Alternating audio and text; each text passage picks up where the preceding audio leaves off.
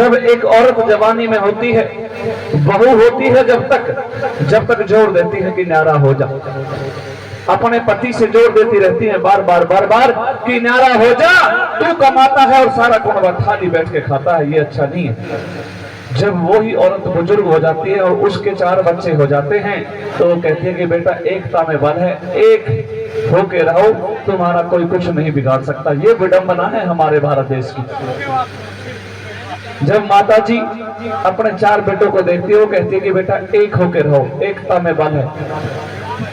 साथियों, जब उन 4 बेटों को बताया गया कि तुम्हारे पिताजी अब नहीं रहे हैं, आना पड़ेगा, आ तो गई, लेकिन बड़े बेटे के ख्याल ये थे कि ओहो पिताजी को मरना भी नहीं आया, क्योंकि मेरा तो आज लाखों का बिजनेस चौपट हो जाएगा अगर पिताजी के अंतिम संस्कार के लिए गया, नहीं गया तो लोग क्या कहेंगे। दूसरे के पास कौन गया, दूसरे की भी कुछ बड़ी गहरी बड़ी विचित्र स्थिति थी। उसने कहा चलो अच्छा है पिताजी मर गए, कम से कम अब जो हमारे गांव में जमीन पड़ी है उसमें हम बांट लेंगे, जिसकी मर्जी हो वो बेच देगा, जिसकी मर्जी हो वो रख लेगा। साथियों आइए सुनते हैं इस भजन को किस प्रकार क्या बता दिया बोला। लेकिन आखिरी बात में ये बताया कि अब तक तो माताजी और पिताजी एक साथ रहते थे, अब पिताजी चले गए हैं तो माताजी को कौन रखेगा। सबसे बड़ा जो उन 4 बेटों के सामने प्रश्न आया, सबसे बड़ी जो दुविधा आई, दिक्कत आई, वो ये आई कि वो माताजी को कौन रखेगा।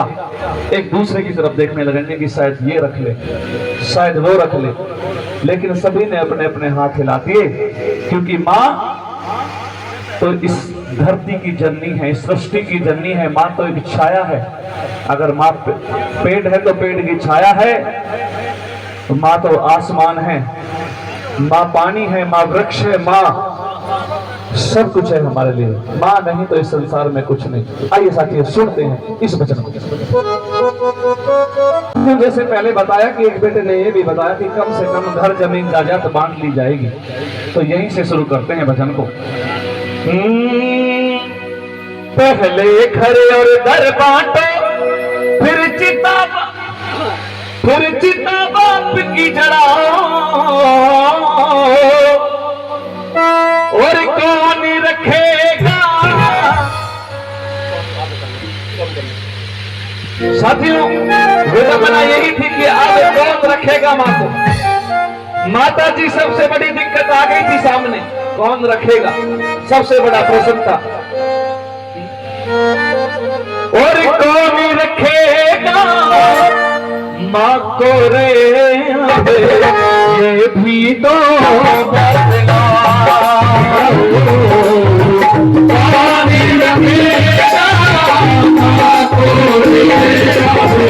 ये भी तो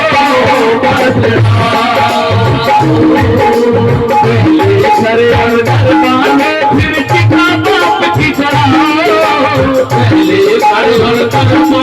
फिर चिता बाप की चढ़ाओ,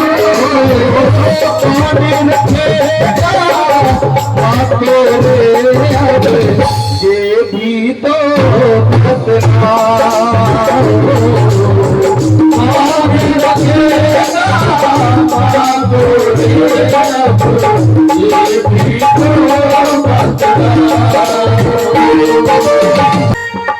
पहला बेटा यूं बोला है, पहला बेटा यूं बोला मेरा बिजनेस आज जरूरी, पहला बेटा यूं बोला मेरा बिजनेस आज जरूरी। बाप को आज ही मरना था, अब हो गई है मजबूरी, बाप को आज ही मरना था, हो गई है मजबूरी। लाखों का नुकसान हो गया, लाखों का नुकसान हो गया, अर्थी जल्दी माँ को ये भी तो बदला।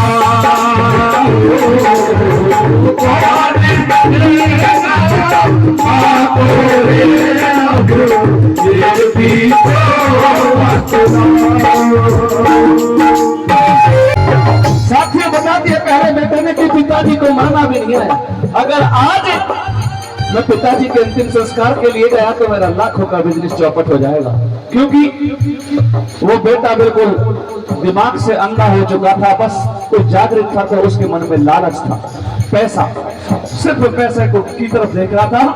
वो संस्कार, वो मान मर्यादा, वो सम्मान भूल गया था जो हमारे समाज में बुजुर्गों के प्रति की जाती है। साथियों, बस पैसा दिख रहा था कि किसी प्रकार से मेरा बिजनेस बढ़ जाए और मेरे बच्चे दर पे दर पलते रहेंगे। किस प्रकार से, क्या बता दिया भला?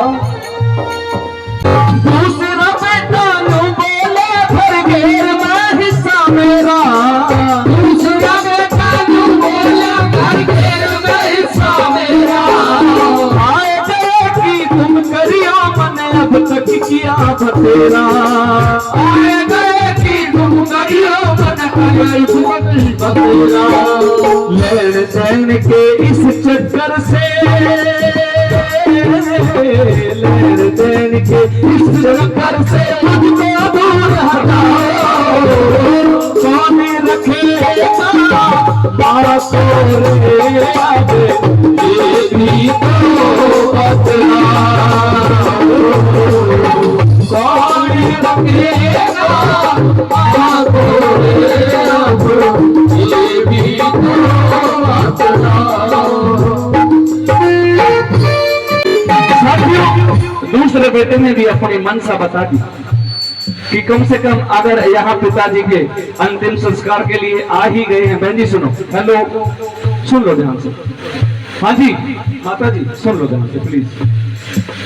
अगर पिताजी के अंतिम संस्कार के लिए आ ही गए हैं तो पिताजी तो मर चुके हैं, 1 घंटा बाद में उठा लेंगे।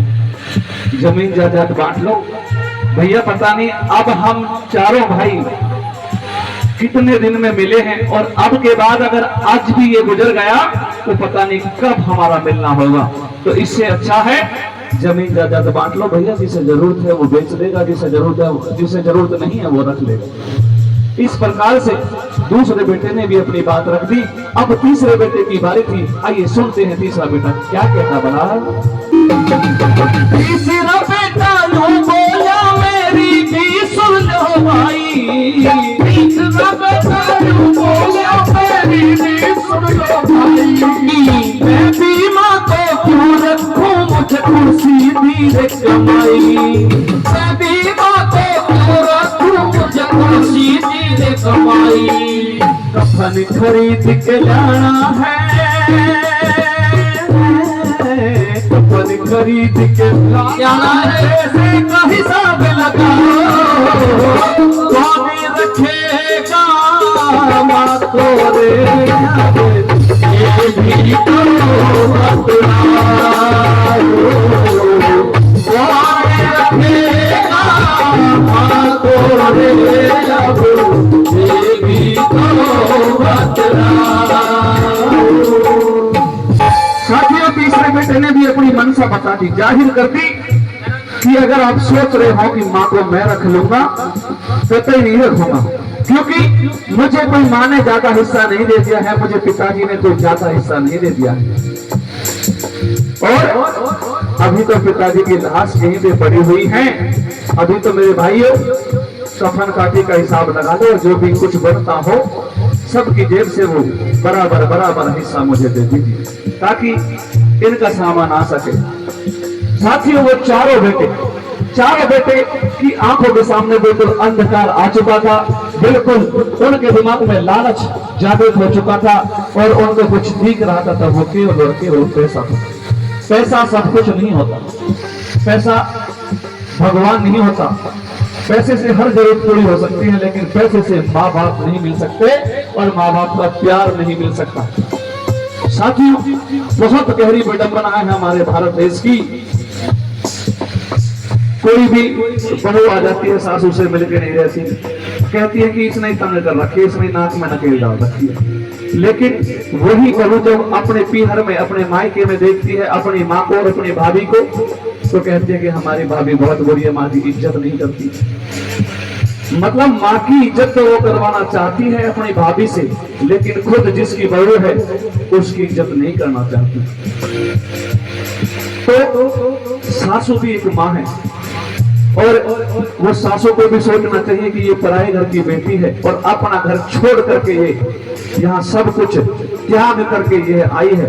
ये अब बहू नहीं, ये बेटी है। सासू को भी सोचना चाहिए और उस बहू को भी सोचना चाहिए कि ये धर्म की माँ है, इसके साथ ही मेरा जीवन व्यतीत होगा। इस प्रकार से घर चलता है।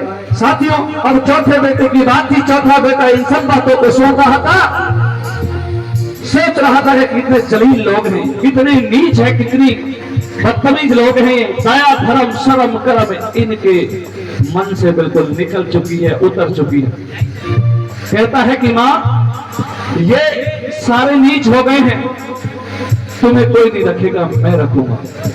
तो साथियों, इतनी बात सुन करके वो माँ अपने बेटे की बात सुन करके वो रोने लगती है। आंखों से हकीकत चौदावा बहने लगती है, चिपक जाती है, कौड़ी भर लेती है अपने बेटे की और क्या कहती है, क्या कहता है बेटा,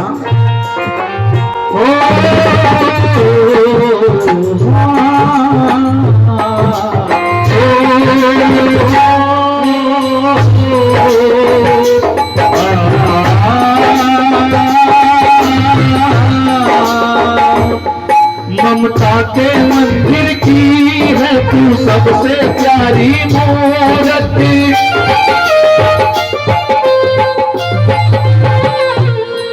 ममता के मंदिर की है तू सबसे प्यारी मूर्ति। भगवान नजर आता है जब देखूं तेरी सूरत। जब जब दुनिया में आए तेरा ही आंचल पाए।